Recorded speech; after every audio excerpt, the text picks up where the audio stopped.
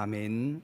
2025년을 시작하면서 이제 지난 월요일부터 성경 일독도 함께 시작했습니다. 아마 일독을 시작하신 분들은 아마 첫날이 창세기 4장의 말씀을 읽으셨을 거예요. 여러분, 창세기 4장에는 이제 가인과 아벨이 하나님 앞에 제사를 드리는, 오늘날로 치면 하나님 앞에 예배를 드리는 장면의 말씀이 기록이 되어 있습니다. 근데 결론적으로 보면 하나님이 아벨의 제사는 받으셨지만 가인의 제사는 받지 않으셨어요. 여러분, 어떻게 보면 이 가인과 아벨의 제사를 통해서 우리에게 주시는 은혜는 무엇이냐면 우리가 드리는 예배도 마찬가지라는 거예요. 어떤 예배는 하나님이 받으시기도 하지만 어떤 예배는 하나님이 기뻐하지 않으시는 예배도 있다라는 걸 의미합니다.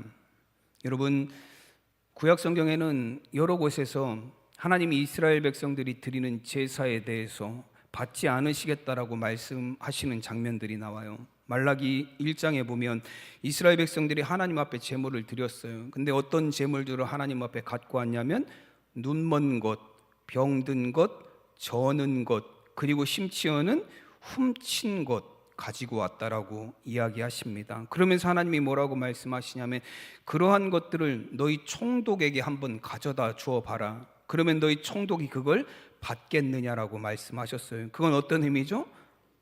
사람도 안 받을 만한 그걸 내가 받겠느냐라고 하나님이 말씀하시는 거예요. 그러면서 말라기 1장 10절에서는 이렇게 말씀합니다. 만군의 여호와가 이르노라 너희가 내 제단 위에 헛되이 불사르지 못하게 하기 위하여 너희 중에 성전 문을 닫을 자가 있었으면 좋겠도다. 내가 너희를 기뻐하지 아니하며 너희가 손으로 드리는 것을 받지도 아니하리라 말씀하셨습니다. 여러분, 하나님이 말씀하시는 내용을 보면 성전 문을 닫아버릴 사람이 있었으면 좋겠다라는 거예요. 너희가 성전 안에서 드리는 그 제사, 너희가 성전 안에서 드리는 그 제물, 너희가 성전 안에서 드리는 그 예배가 헛되다라는 거예요. 나에게 아무런 기쁨이 되지 못하는 그런 헛된 제사, 헛된 예배를 너희가 드리고 있구나. 차라리 누가 성전 문을 닫아서 너희가 예배를 드리지 않았으면 좋겠다라고 말씀하시는 거예요. 이사야 1장에서는 하나님이 이스라엘 백성들을 향해서 더 이상 재물을 가지고 오지 말라고 말씀합니다. 이사야 1장 12절 13절에 보면 너희가 내 앞에 보이러 오니 이것을 누가 너희에게 요구하였느냐 내 마당만 밟을 뿐이니라. 헛된 재물을 다시 가져오지 말라. 분향은 내가 가증히 여기는 바요 월삭과 안식일과 대회로 모이는 것도 그러하니 성회와 더불어 악을 행하는 것을 내가 견디지 못하겠노라 말씀하셨습니다. 하나님께서 이스라엘 백성들이 드리는 제사를 가증스럽다라고 말씀하셨어요. 그리고 더 이상 견딜 수 없다라고, 어떤 번역본 성경에 보면 역겹다라고 그렇게 말씀하셨습니다. 여러분, 이게 도대체 어떻게 된 일입니까? 하나님의 백성이 하나님 앞에 드리는 제사가, 하나님의 백성들이 드리는 그 예배가 하나님 받으시기 원하지 않는다라고 말씀하시고 가증스럽다라고 말씀하시고 차라리 그 성전문을 닫아서 아무도 나한테 예배하지 않았으면 좋겠다라고 그렇게 말씀하시고 있습니다. 여러분, 이스라엘 백성들이 하나님 앞에 드리는 그 예배와 제사가 하나님이 받으실 만한 제사가 되지 못했다라는 거예요.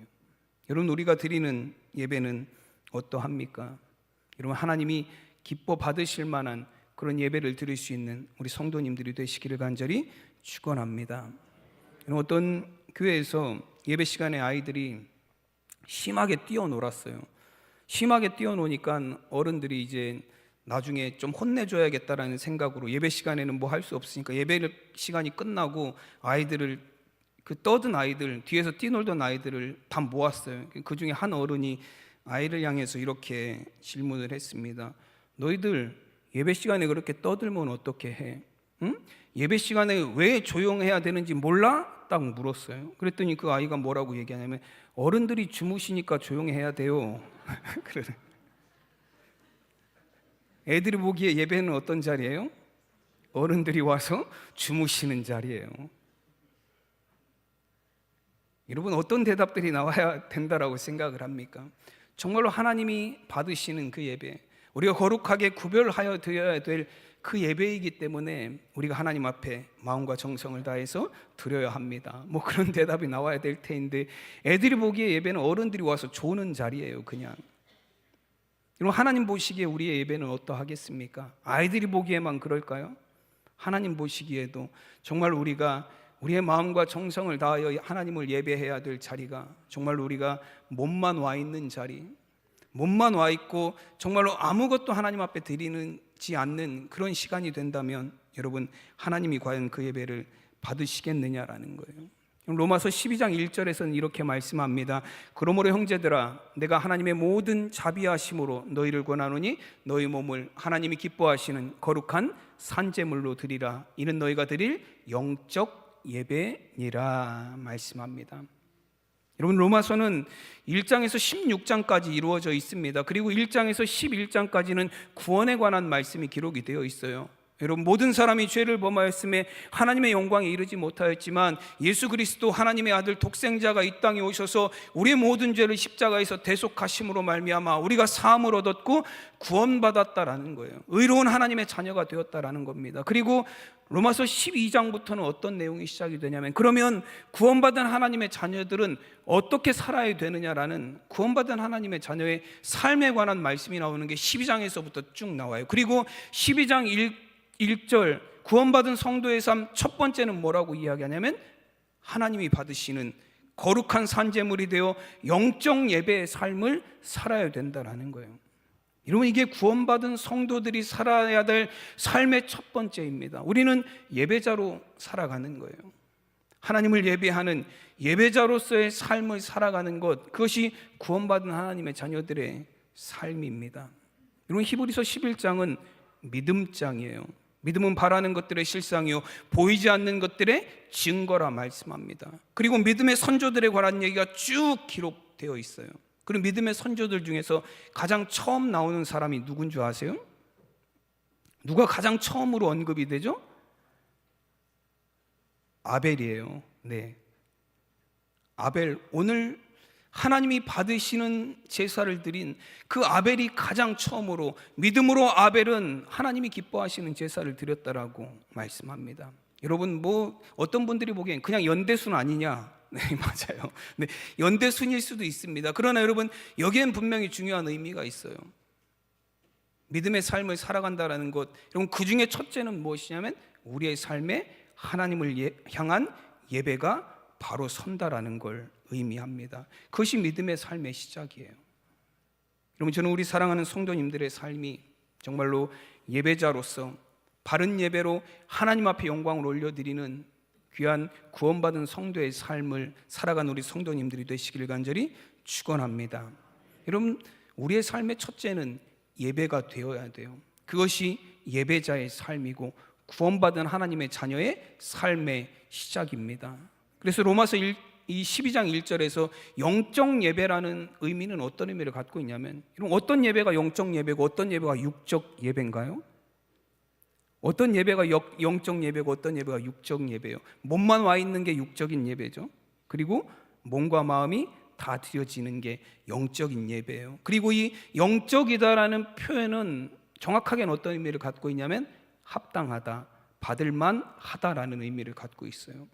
여러분, 하나님이 받으시기에 합당한 예배는 무엇이냐면 몸만 와서 앉아있는 예배가 아니라 우리의 몸과 마음이 온전히 하나님 앞에 드려지는, 여러분, 하나님 받으시기에 합당한 예배인 줄로 믿습니다. 오늘 그 가인과 아벨의 제사를 통해서 그럼 하나님이 받으시는 그 영적인 예배, 합당한 예배는 어떤 것인지 몇 가지 한번 살펴보도록 하겠습니다. 방금 말씀드린 대로 하나님이 받으실 만한 예배는 우리의 몸과 마음을 다하여 드리는 예배입니다. 오늘 3절과 4절 말씀에 보면, 세월이 지난 후에 가인은 땅의 소산으로 제물을 삼아 여호와께 드렸고 아벨은 자기도 양의 첫 새끼와 그 기름으로 드렸더니라고 말씀합니다. 여러분, 가인도 하나님께 제사를 드렸고 아벨도 하나님께 제사를 드렸습니다. 가인은 농사짓는 사람이었기 때문에 땅의 소산을 제물로 삼아서 하나님께 드렸고, 아벨은 양을 치는 사람이었어요. 그래서 그 양의 첫 새끼와 그 기름을 제물로 하나님 앞에 드렸습니다. 본문의 내용을 보면 어때요? 가인이 드린 제사나 아벨이 드린 제사는 어떠한 것 같아요? 별 차이 없는 것 같아요. 가인은 농사 짓는 사람이니까 농산물 드렸고, 아벨은 양 치는 사람이니까 그 양을 잡아서 하나님 앞에 제사를 드렸어요. 그게 무슨 차이가 있습니까? 라고 우리 생각할 수 있어요. 그러나 여러분, 구절을 깊이 들어가 보면 여러분, 가인과 아벨의 제사에서 차이를 발견할 수 있습니다. 현대인의 성경을 보면 3, 4절 말씀을 이렇게 번역하고 있습니다. 추수 때가 되어 가인은 자기 농산물을 여호와께 예물로 드렸고, 아벨은 자기 양의 첫 새끼를 잡아 그 중에서도 제일 살찌고 좋은 부분을 여호와께 드렸다라고 되어 있습니다. 여러분, 가인이 드린 제물은 어떤 거예요? 그냥 자기가 농사 지은 것 중에 아무거나 그냥 하나님 앞에 가져다 드린 제사예요. 그렇지만 아벨은 어떻게 하나님 앞에 제사를 드렸다라고 말씀합니까? 자기가 가진 양들 중에 처음 낳은 새끼, 그리고 그 처음 낳은 새끼를 드리는 것도 그냥 드리는 게 아니라 그 중에 가장 좋은 기름을 하나님 앞에 드렸다라고 말씀합니다. 그럼 메시지 성경에서는 영어 부분으로 기름이라는 부분을 뭐라고 표현했냐면 choice cuts of meat라고 되어 있어요. 우리가 영어를 잘 모르니까 전체적인 내용은 몰라도 무슨 단어 하나를 딱 우리가 뽑을 수 있어요. choice라는 단어, 어떤 의미죠? 선택했다라는 거예요. 골랐다라는 걸 의미합니다. 그냥 아무거나 갖다가 드린 제사가 아니라 그 중에서 가장 좋은 것을 골랐고 가장 좋은 것을 선택해서 하나님 앞에 드릴 제물로 바쳤다라는 의미를 갖고 있어요. 여러분, 그래서 히브리어 원어로 보면 기름이라는 단어가 케렙이라는 단어를 사용했습니다. 여러분, 어떤 의미를 갖고 있냐면 선택할 수 있는 가장 좋은 부분이라는 의미를 갖고 있어요. 그래서 이스라엘 백성들은 하나님 앞에 제사를 드릴 때 항상 어떻게 드려요? 그 기름을 하나님 앞에 태워드렸습니다. 그리고 기름을 태워드리는 제사의 행위는 어떤 의미를 갖고 있냐면 우리의 가장 좋은 것을 하나님 앞에 드립니다라는 의미예요. 여러분, 아벨이 드린 제사는 어떤 제사예요? 그냥 형식적인 제사가 아니라 나의 가장 좋은 것을 하나님 앞에 드리는 그런 제사를 하나님 앞에 드렸습니다. 오스왈드 챔버스 목사님이 그 묵상집에서 말했던 것처럼 최고의 하나님께 나의 최선을 드립니다. 여러분, 그게 예배예요. 예배는 최고의 하나님 앞에 나의 최선을 드리는 것이 바로 예배인 줄로 믿습니다. 그것이 하나님이 받으시는 예배예요. 몸만 와서 앉아 있는 게 아니라, 와서 그냥 졸다 가는 게 아니라, 와서 그냥 시간 때우는 것이 예배의 자리가 아니라 나의 최선의 것을, 나의 몸과 마음을 하나님 앞에 온전히 드려 하나님이 영광 받으시는 자리가 바로 예배의 자리인 줄로 믿습니다. 여러분, 예배를 평가하시는 분들이 많이 있어요. 오늘은 은혜가 안 됐어. 그렇죠? 오늘은 영 지루하기만 했어. 네. 예배를 평가하는 분들이 굉장히 많이 있어요. 여러분, 존 메가더 목사님의 예배라는 책에 보면 이런 내용이 있어요. 은혜가 없다고 예배의 형식을 탓하지 말라. 예배의 핵심은 형식과 방식이 아니라 나의 마음의 태도이다.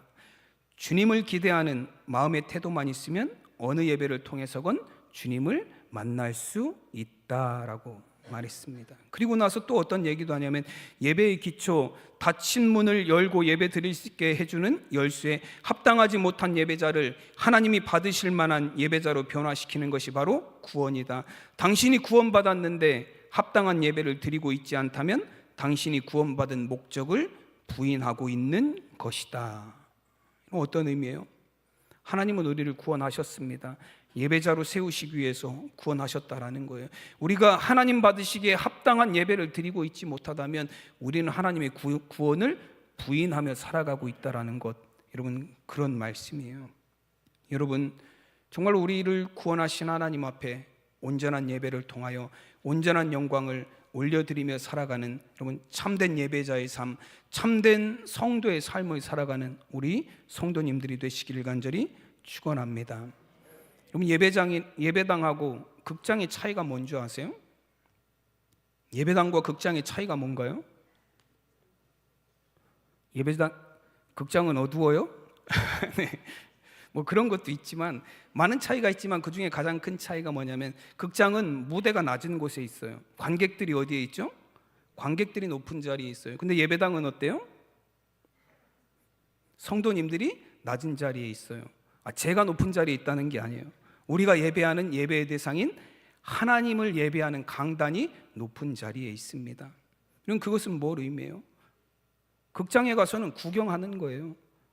극장에서는 관객들이 주인이어서 그 연극하고 공연하는 사람들을 보면서 즐거워하는 구경꾼으로 우리가 극장은 가는 거예요. 근데 여러분, 예배당은 어떤 곳이에요? 구경꾼으로 오는 자리가 아니라는 거예요. 내가 하나님 앞에 드려지는 거룩한 산제물이 되어서 높으신 하나님 앞에 영광을 올려드리는 자리가 바로 예배의 자리예요. 근데 여러분, 예배의 자리에 와서 구경꾼이 되시는 분들이 많이 있습니다. 팔짱을 쫙 끼고 앉아서 오늘은 목사가 어떤 좋은 얘기를 해주나 한번 보자. 네. 오늘 성가대는 삑사리가 안 나나 한번 들어보자. 네. 구경하러 오신 분들이 있는 것 같아요. 여러분, 예배는 구경하는 자리가 아닙니다. 정말로 나 자신이, 내 온 몸과 마음이 나를 구원하신 하나님 앞에 드려지는, 정말로 나를 통해 하나님이 영광 받으시는 그 자리가 바로 예배의 자리예요. 그래서 여러분, 우리는 그 예배의 자리를 몸과 마음과 정성을 다하여 여러분 하나님 앞에 나 자신을 드리는 자리로 만들어야 될 줄로 믿습니다. 저는 우리 사랑하는 성도님들이 정말로 하나님이 받으실 만한 예배를 드리는 참된 예배자가 될 수 있기를 간절히 축원합니다. 여러분, 그리고 하나님이 받으실 만한 예배는 어떤 예배냐면 정결하고 거룩한 예배입니다. 오늘 4절 후반에서 5절 초반부까지 보면 이런 말씀이 있어요. 여호와께서 아벨과 그의 제물은 받으셨으나 가인과 그의 제물은 받지 아니하신지라 말씀합니다. 여러분, 방금 읽은 그 4절과 5절 말씀에 보면 하나님이 그 제물을 받으셨고 제물을 안 받으셨다라고 말씀하지 않으세요. 뭐라고 되어 있죠? 그 앞에 아벨과 그의 제물은 받으셨고 가인과 그의 제물은 받지 않으셨다라고 말씀합니다. 가인의 제물이 아니에요. 아벨의 제물이 아닙니다. 아벨과 그의 제물이고 가인과 그의 제물이에요. 하나님이 뭘 받으시는 거예요?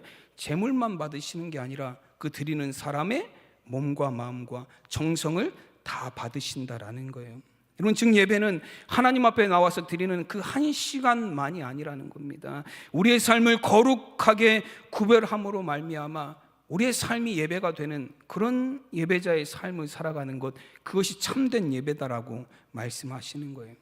여러분, 하나님께서 자신의 제사를 받지 않으신 것에 대해서 분노하는 가인에게 하나님께서 왜 그 제사를 받지 않는지에 대해서 분명하게 말씀해 주세요. 7절에 뭐라고 말씀하냐면 내가 선을 행하면 어찌 낯을 들지 못하겠느냐라고 말씀하셨어요. 현대인의 성경에서는 이 7절 이 부분을 이렇게 번역했습니다.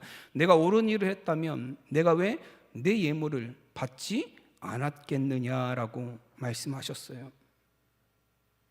네가 선한 일을 했다면, 네 안에 선이 있다면, 네가 정말로 거룩하게 구별된 모습으로 내 앞에 왔다면 내가 왜 너의 예물을 받지 않겠느냐라고 말씀하시는 거예요.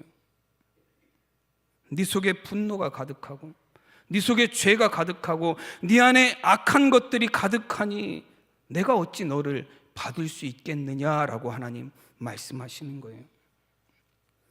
7절 말씀해 보면 또 죄가 문에 엎드려 있느니라 말씀하셨어요. 그럼 죄가 문 앞에 엎드려 있으면 어떻죠? 그럼 내가 나가는 문에 죄가 이렇게 엎드려 있으면 나가다가 뭐 하게 돼 있어요? 죄를 밟게 돼 있습니다. 여러분, 그래서 이 말씀의 의미는 어떤 의미를 갖고 있냐면 죄가 문 앞에서 너를 기다리고 있다라는 거예요. 죄가 항상 너의 문 앞에서 너를 기다리고 있지 않느냐라는 거예요. 시기심과 분노와 너의 욕심과 다툼과 비방과 불평과 원망과 온갖 죄의 감정들이 너를 기다리고 있다라는 거예요. 그래서 너를 악한 일로 빠져들게 만든다라는 거예요. 죄는 너를 원하지만 너는 죄에 빠지지 않아야 된다. 죄가 너를 다스리게 만드는 게 아니라 네가 죄를 다스려서 거룩하고 구별된 삶을 살아야 된다라고 하나님 말씀하십니다. 여러분, 지금도 죄는, 마귀는 많은 성도들을 미혹하고 있습니다. 분노라는 감정을 통해서 성도들을 함정에 빠뜨려요. 그래서 에베소서의 말씀에서는 뭐라고 이야기하시죠? 분노함으로 마귀에게 틈을 주지 말라 말씀하셨어요. 이런 그 디모데 3장에서는 뭐라고, 디모데전서 3장에서는 뭐라고 말씀하시냐면 비방은 마귀의 올무다라고 그렇게 표현하고 있습니다. 우리가 나가는 문 앞에 이 마귀는, 죄는 항상 우리를 뭐하고 있어요? 기다리고 있어요. 밟고 지나가기를, 우리가 하나님의 자녀로 거룩한 삶을 살지 못하게 하기로, 우리가 하나님의 백성으로 예배자의 삶을 살지 못하게 그 문 앞에서 우리를 기다리고 있다라는 거예요. 여러분, 우리의 마음에, 여러분 우리의 삶을 통해서도, 매일매일의 삶을 통해서도 하나님의 말씀 가운데 하나님의 선을 품고 살아갈 수 있는 우리 성도님들의 삶이 되시기를 간절히 축원합니다.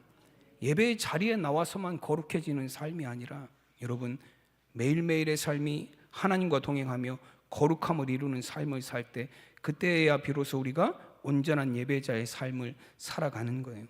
리처드 포스터의 책 영적 성장을 위한 제자 훈련에 보면 예배를 준비하는 자세에 관해서 이런 이야기가 있습니다. 매일의 삶 속에서 우리가 하나님과 만나고 교제하고 대화하는 습관을 가져야 합니다. 주일날만 나와서 하나님 앞에 예배를 드리는 것이 아니라 평상시에 늘 기도와 말씀 묵상으로 하나님과 만나는 습관을 가져야 합니다라고 되어 있습니다. 매일의 삶이 하나님을 예배하는 예배자로서의 삶을 살아가야 된다라는 거예요. 곽선희 목사님이 어느 교회 부흥회를 가셨대요. 근데 부흥회를 가고 이제 저녁 집회를 마쳤는데 한 부부가 이불을 싸들고 교회로 왔더래요. 이불을 싸들고 교회로 왔어요. 요즘에는 그런 일이 없지만 예전에는 부흥회 하면 진짜로 여기 성전에서 밤새도록 기도하다가 자다가 기도하다가 자다가 하시는 분들이 있었어요. 근데 아마 이때는 그때까지는 아닌 것 같아요. 다른 사람들은 다 집으로 가는데 한 부부가, 남편과 아내가 이불을 싸질머지고 교회로 왔어요. 그래서 목사님이 물어보셨대요.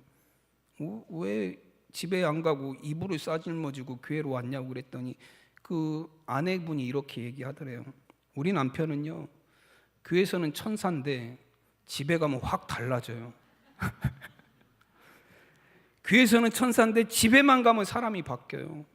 그래서 아예 교회에서 살라고 입을 가지고 왔대요. 남편이 교회에서는 천사인데 집에만 가면 악마가 되나 봐요. 우리 남편들도 그러신가요? 남편만 그런가요?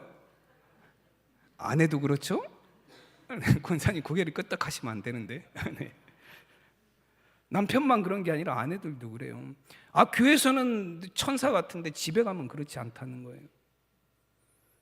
요즘 그리스도인들이 교회가 세상으로부터 비난을 받는 이유가 무엇입니까? 어떤 그 TV 시사 프로그램의 제목을 봤더니 누구 목사의 이중 생활, 제목이 그래요. 그걸 보면서 사람들이 그리스도인들을 신뢰하지 않고 교회를 신뢰하지 않고 여러분 교회 지도자들을 신뢰하지 않는 이유가 뭐냐라는 거예요. 교회 안에서는 어때요? 사랑하자. 교회 안에서는 섬기자. 교회 안에서는 용서하자, 용납하자, 나누자, 베풀자, 섬기자. 교회 안에서 하는 얘기만 들어보면 다 뭐예요? 다 천사예요. 날개만 없지 다 천사예요. 근데 밖에 나가면 어때요? 그렇지 않아요. 교회 안에서 말하는 거 보면 다 천사들 같고 다 하나님의 사람들 같고 다 거룩한 것 같은데 밖에 나가면 안 그렇게 산다라는 거예요. 그래서 여러분, 우리가 특별히 큰 잘못하지 않아도 세상에 나가면 어때요? 비난을 받아요. 여러분, 그리스도인들이 예배자의 삶을 교회에 나와서만 예배자로 살기 때문에 그렇습니다. 교회에서만이 아니라 여러분의 가정에서도 예배자의 삶을 사시는 성도님들이 되시기를 간절히 축원합니다. 여러분, 그래서 우리 가족들이 인정을 해야죠. 우리 엄마 교회 다니더니 진짜로 달라졌어. 우리 엄마 교회 다니더니 너무 정말로 거룩해지고 너무 선해지고 너무 사랑이 많아졌고 그래야죠. 교회에서 기도 열심히 하면 뭐해? 네. 그런 얘기가 집에서 나오면 안 되잖아요. 여러분, 예배자의 삶을 산다라는 것, 하나님이 받으시기에 합당한 예배를 드린다라는 건 그런 의미를 갖고 있습니다. 내가 살아가는 삶의 자리 어디에서든 우리는 하나님과 동행하며 그곳에서 하나님을 예배하는 예배자의 삶을 살아가는 것, 그것이 참된 예배자의 삶이에요. 여러분, 우리가 창세기의 내용들을 쭉 보면 아브라함은 가는 곳마다 뭘 쌓았어요? 제단을 쌓아요. 가는 곳마다 제단을 쌓아요. 여기만 나의 제단이 아니라 내가 가는 어디든 제단이 되어서 하나님을 예배하는 삶을 살아가는 것, 그것이 정말로 예배자의 삶이에요. 여러분, 거룩한 예배, 구별된 예배는 나의 매일의 삶이 하나님이 받으시기에 합당한 삶을 살아감을 통해서 드려질 수 있는 예배입니다. 그리고 하나님이 그 예배를 기뻐 받으시는 줄로 믿습니다. 우리 사랑하는 성도님들, 정말로 그런 예배를 통해서, 여러분, 거룩하고 구별된 예배를 통해서 하나님 앞에 온전한 영광을 올려드릴 수 있는 성도님들이 되시기를 간절히 축원합니다. 그리고 마지막으로 예배는 구원의 기쁨이 회복이 되는 시간이 바로 예배의 시간이에요. 오늘 6절에서 이렇게 말씀합니다. 여호와께서 가인에게 이르시되 내가 분하여 함은 어찌 됨이며 안색이 변함은 어찌 됨이냐라고 말씀하셨어요. 여러분, 제사 드리고 난 이후에 가인은 어떤 상태에 휩싸였어요? 분노에 휩싸였어요. 여러분들 예배 끝나고 나가면서 막 분노하시는 분 있지 않으세요? 아니, 설교가 30분이 넘었어 막 해가면서 네. 분노에 휩싸여서 나가면서 내가 진짜 해가면서 네. 예배에 참여하고 구원의 기쁨이 회복이 되어야 되는데 화가 내 안에서 막 치솟아 오르는 가인이 그렇잖아요. 분노에 사로잡혔어요. 하나님 앞에 제사 드리고 난 이후에 분노에 사로잡혔습니다. 내 제사를 받지 않으시다니 해가면서 막 분노에 휩싸였어요. 근데 결국의 원인은 뭐예요? 하나님이 왜 안 받으셨어요? 그 제사에 정성도 없고 마음도 없고 최선도 다하지 않은 그냥 아무렇게나 드리는 그거 하나님 안 받으시고 기뻐하지 않으셨어요. 결국에는 스스로가 준비되어 있지 않으니 구원의 기쁨이 회복되는 자리에 나와서도 어때요? 그 안에 기쁨이 없고 분노가 가득 차게 되었습니다. 여러분, 우리가 드리는 예배의 자리는 여러분 정말로 지치고 상한 심령들이 나와서 하나님이 주시는 은혜를 통해서 구원의 기쁨이 다시 한번 우리 안에 회복되는 시간인 줄로 믿습니다. 여러분, 상하고 아픈 심령들이 주님의 말씀을 통해서 그 심령이 치유되는 시간, 그래서 구원의 기쁨이 회복이 시작되는 시간이 바로 예배의 시간이에요. 이사야 12장 2절에서 3절 말씀에 보면 보라, 하나님은 나의 구원이시라.